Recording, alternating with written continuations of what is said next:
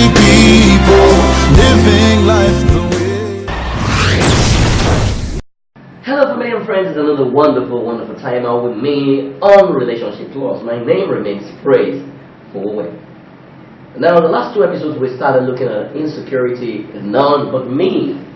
And so far, a whole lot of our people, that I come across every day, they bother about what their spouse is doing, what the person is doing, what the whole world is doing. I always tell people, an insecure person has no life because their life is wired around the object of their attraction, such that they choke the person and the result to blackmail to get the person to retain a relationship. Do you feel choked in your relationship right now? The question you might want to ask today is, why do I go through this? Why are people insecure? Now, number one problem I found out is upbringing. People from a hostile or chaotic environment battle with insecurity. Of course, if you grew up in an environment where your father was never nice to you, or your father was, the kind of African man who never gave expression, to your thoughts, who never allowed you to hear your mind, hear your opinion, of course, you will battle with low self-esteem, and that automatically translates to an insecurity problem. So, what was your upbringing like? Were you raped? Were you from a polygamous home? Were you from a family where it was survival of the fittest from the first day, where you have to struggle for everything? Number two reason, past experience. Your experience of a major tragedy, outbreak, can actually lead to insecurity. And I've seen quite a number of people. You lost someone that was very dear to you. You lost a boyfriend, you lost a lover, you lost a father. Then, the moment you find something tells you, hey, I won't let go, that becomes your song. Number three is low self-esteem. I mentioned that.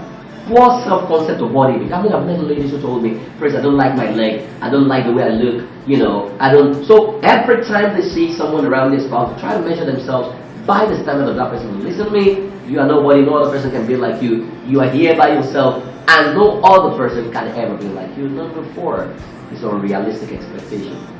Having a list of rules and regulations can lead to insecurity. Thou shalt not do this. Thou shalt not talk to a man. Thou shalt not develop yourself. What kind of man are you? Who doesn't want his wife to improve because you are afraid that someone is going to steal her from you? If your man is not, you don't have to worry about that, because, a man that will steal your wife away from you should be ready to do what you're not doing. Because a woman's life is not all about money. If a woman gets to a level that she doesn't want money, what she needs is a sense of direction. So can you check yourself against the following? My life isn't complete without my spouse. This is you. That other lady is better than me and is still my husband from me. Do you have that thought? No matter how hard I try, I can never be good enough. You're thinking about it.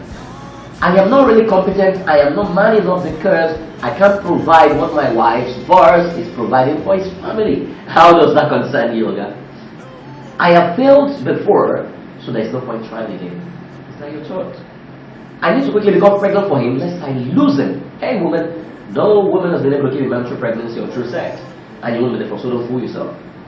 Oh, I am 35 years old and I'll just get any guy because my biological clock is ticking.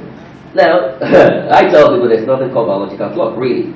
It's nothing but a self-invented selfishness that has destroyed many people because it's made them gotten into relationships that they wouldn't have gotten into. Of what essence is your life if all the men asking you out are at best described as lunatic? If 1 million lunatics are asking you out, do you not settle for the chief lunatic hoping that he becomes sane in marriage?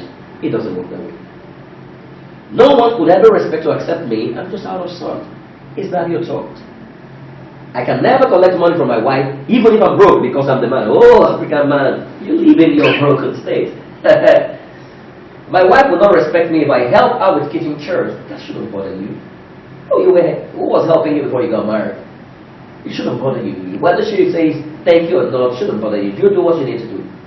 Remember that insecurity is like a bad body odor that repels people and attracts no sensible person to you other than you, such that you have what I call septocracy, which is the government of yourself, by yourself, and for yourself. Only to discover that you don't even have yourself. Till I come your way again next time, always remember that it is better to build bridges than to be trying to dig a dungeon.